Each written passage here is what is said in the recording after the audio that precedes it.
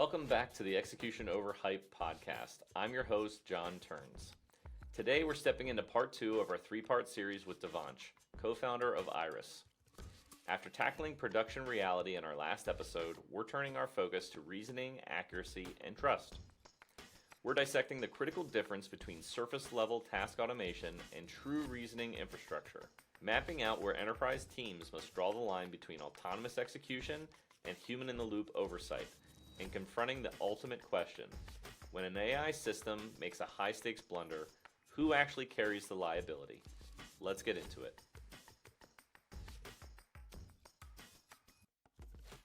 We're back with Dev from Irys AI, starting our second segment, which is reasoning, accuracy, and trust.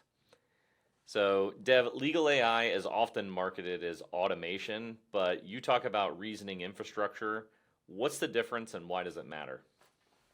I think that's a great question. I don't know if it makes sense to have a dichotomy between automation and reasoning infrastructure because I think one is more from a socioeconomic business sense and the other is more from a technical business technical aspect of it. But essentially, automation is anything that would, like a lot of legal AI is basically let me replace a lawyer, let me replace a paralegal, let me replace some third party, and do XYZ for you, file for you, do something, give you a legal research or whatever. I think that's the wrong approach. Um, I think with something as specialized as legal, um, trust matters, verification matters. I pay for a tax guy to do my taxes, not because my taxes are complicated or I'm really interested in saving money, because I tell them I don't like doing this, just whatever the fastest is, do it. I don't care. I paid for the tax guy because I didn't want the American government coming after me. If they're going to come after somebody, come after the tax guy. Uh, it's his name on my returns. Same reason people go to lawyers. It's like, I can try to fight my own court case. Maybe I'll win. But when it comes down to it, I don't want to take that risk. I want to go to sleep knowing that I did the best I could. And that involves like going to an expert, having them do things. So, in that sense, you would not, I don't think you want to automate that, because I think that adds more burden to people. That you don't go to lawyers when you're happy. You're going to lawyers when you're going through something. And if you're trying to automate law, you're basically putting more burden on people who are already unhappy. And the philosophy around the reasoning infrastructure is, what if instead of that, we were just making it better for lawyers to serve things, customers easier, faster, better? How do we make sure that whatever they shouldn't have to do, they don't have to do, so that we lawyers can focus on understanding the customer's needs, empathy, listening to what the judge says, reading between the lines, and stitching everything together to tell the AI, this is could work, this is could not work. You figure, like you do the grunt work, and let me tell you how to run things.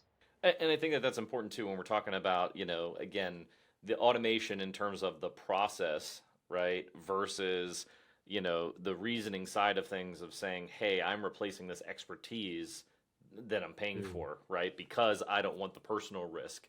And mm, so that also, I think, leads into a great second question, which is, how do you build, you've talked about it a couple times now, how do you build AI systems that are accurate and explainable and trusted, especially in these kind of highly expertise, like highly regulated and expertise driven industries, right? Like medical, like law and legal. I think you have to work backwards and say what makes something untrustable. Where, if my output, if I were to give you an output, where all would you doubt it?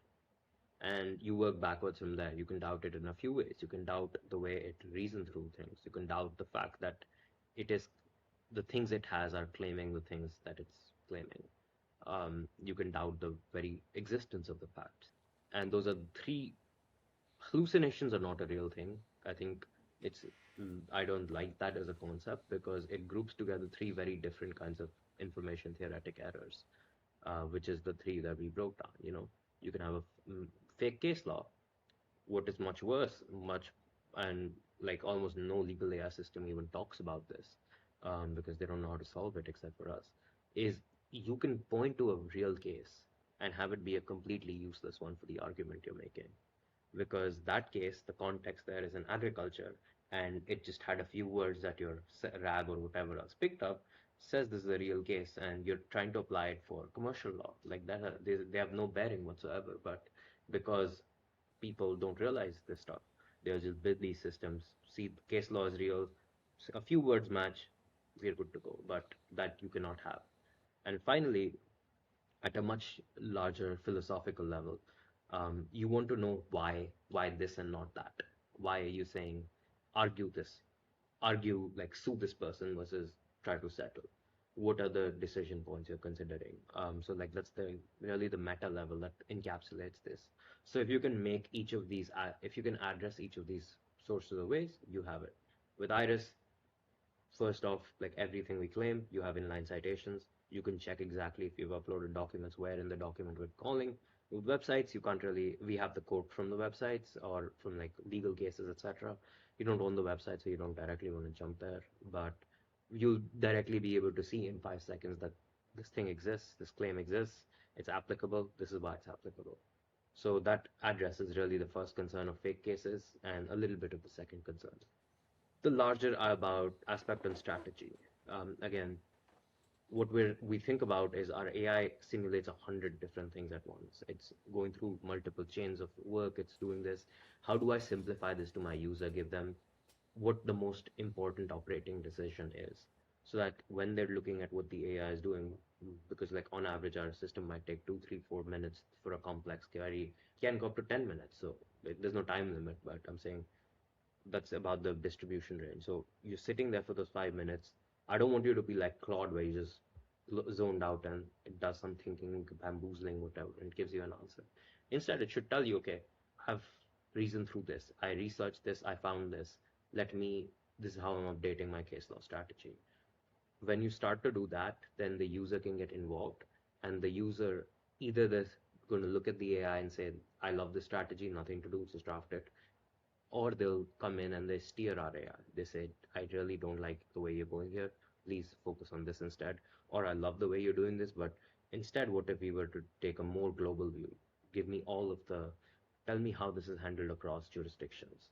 Um, that kind of work is where people really start to build trust because they see the answer being built in front of them.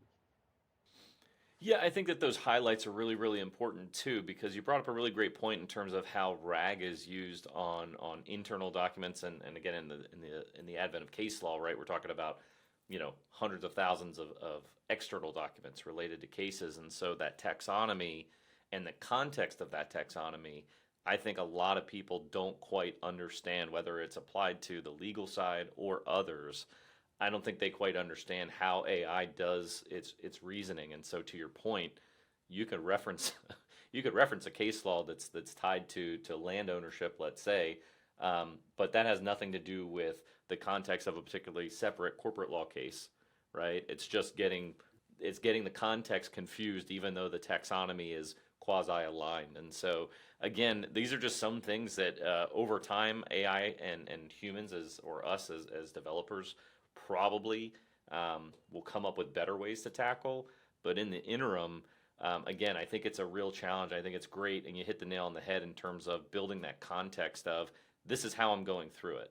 Don't if you don't agree with it, you don't agree with it. But at least Iris is showing you step by step how you're building that thought process, let's say, for the machine versus a line of context. And here's everything I did for you. How can companies decide where they should have AI operate a little bit more? Again, I don't like this term independently. Sometimes we will hear people say automagically, right, in terms of what AI does. But should companies decide where they can have their AI run a little bit more open in terms of these repeatable tasking, right? We can call it agentic tasks or agentic workflows versus where we still need human in the loop. I think that's a good question. I think generally speaking, again, this is the one thing that I don't think as many companies struggle with because you know where you're going to get sued and where you're not going to get sued. Whatever you think is not your value, whatever if I were to come to you and say, listen, I've automated this, and you say, okay, cool, this doesn't mess up my job by more than 10-20%, or give that away to AI. Whatever you think is left is what you should have the human in the loop for. Like people, the reason people can trust Iris is not that they can trust the 1,000-page draft. They check that and all, but they know that the 200 word, sorry, um, summary of its strategy and what it's learning, etc., where it's going to give you basically everything it's learned and how it's going to approach things. Once they're able to trust that fully, they can just they can be much more trustworthy um, like, okay, it's probably going to get the exact words correct. It's probably going to have read the document correctly, and it's not going to make that a mistake, because LLMs almost never nowadays make that mistake. You give them a document, they're pretty good at reading that document and saying, this is what it says. So there, like, the document reading and fact matching is commoditized. So they're fine letting the LLM automate that. They're still going to check the final output, but they're fine letting the LLM create that document. They're not fine letting the LLM, and we push them to be like, don't be like complacent on the reasoning traces. As it's reasoning, don't look the other way. That's your job. Look at that. This is where this entire output is won or lost. So you have a human in the loop there. I think that generally is a really good mental model to think about. Is for me personally, I write good code. I wasn't the greatest coder in the world. I am okay automating all of the coding. I don't need to necessarily even review a lot of it. What I do need to review is how are you deciding the data pipeline? How are you designing how models are moving through? Like, what are the latency requirements you're keeping? Because if I leave that to the AI, it's going to decide that it's going to build something that will bankrupt my company. Um, so that kind of stuff Yeah. is where, I've decided that I was never superstar coder. I was always a decent coder with a good understanding of good software design principles that really, really knew what AI battles to pick and didn't know how to pick, what not to pick. So I've like doubled down on that aspect, and I've kind of become even less concerned with a lot of coding, especially when it comes to portals, dashboards, etc. That's I never knew how to do that well. I was copying Stack Overflow from day one. So that is completely AI, and I don't think I've lost anything there. Well, it's a good follow up, though, in terms of what you're saying, just kind of, if I may, when we're talking about responsibility and accountability in these AI systems. To your point, summarizing a document, the AI, the LLM structures, they're very, very good at that. But when we start talking about agentic workflows, where all of a sudden it's going from brief strategy to actual building contractual documents that we're going to submit to a court. And to your point earlier, it's those 10 words out of 1,000 that actually reverse any of the arguments that you're trying to make or open you up to liability that you thought you were closing, right? Who should be held accountable to that? Like, the AI system technically made a mistake. It's only 10 words, but when we're doing things at speed, right, that does create real liability for somebody. So that's why, again, we are like, where those 10 words, where is that 10-word mistake made? It could be made in drafting or reading the document, because none of these systems are perfect. But they have like more than 7-8 decimal place accuracy for that. They generally don't make those mistakes, unless of course you have OCR and messy ingestion, etc. That's a whole separate class of engineering problems that we had to solve. But assuming that it has to read this paragraph correctly. With legal, the other thing is you have 10,000 paragraphs. How do you know which one to read correctly? Again, context management engineering, knowing where to search, whole separate class of problems. For now, I'm just assuming that before the drafting stage, there were 10 paragraphs that it had to read, and why they were relevant, and our AI has identified all 10, and it's reading. By and large, no, even I can't get it perfect, but it's close enough to where I don't think there's a battle to be fought here. Uh, Similarly, with once those 10 paragraphs have been drafted and the legal strategy has been drafted and all of this, putting it perfectly in the right format, etc., tend to do LLMs tend to be fine. They're not great with formatting, especially for law, because lawyers have retard like ways of doing things, but more better than useful enough to where 90 times out of 100 they've saved a lawyer sometimes. Well, Where is let's the take one? the. Go Yeah, I ahead. was gonna say. So yeah, let's take the context a little separately, right? Because this is just important. It's come up across AI systems, not just legal. So I don't necessarily want to focus just on Iris, because I'm sure that you you have your own kind of drafted response in terms of what's needed. So when there's a mistake made, whether it's and it could be ChatGPT, it could be a financial. I'm creating a balance sheet. I'm creating something else within AI, and there's a major mistake, and as a CFO, I'm submitting that form that has bubbled up from a financial analyst or a director that's created that for me. I'm submitting that to, let's say, the SEC. It has major mistakes in it. Who should be held accountable? The AI system, or ultimately me as the CFO because I didn't double or triple check the work? I think by and large right now everybody's going to say hold the CFO accountable. That is always going to be the case. But I think even in there, the reason I was going off that example is you want to, when you're thinking about breaking it down, um, you really, really want to be um, very in the future, your user does not want to take liability. Even in the present, your user does not want to take liability. So playing out what the dynamics will be 5, 10 years from now, there are certain things they will not take liability for. You know, no matter how shitty of a driver you are, nobody takes a liability for a wheel suddenly spinning off or doing things. So there are just some contracts where you can say the car might not be perfect 100% of the time, but the engine's not going to blow up suddenly. Um, and you have to know what for your system that engine analogy is for.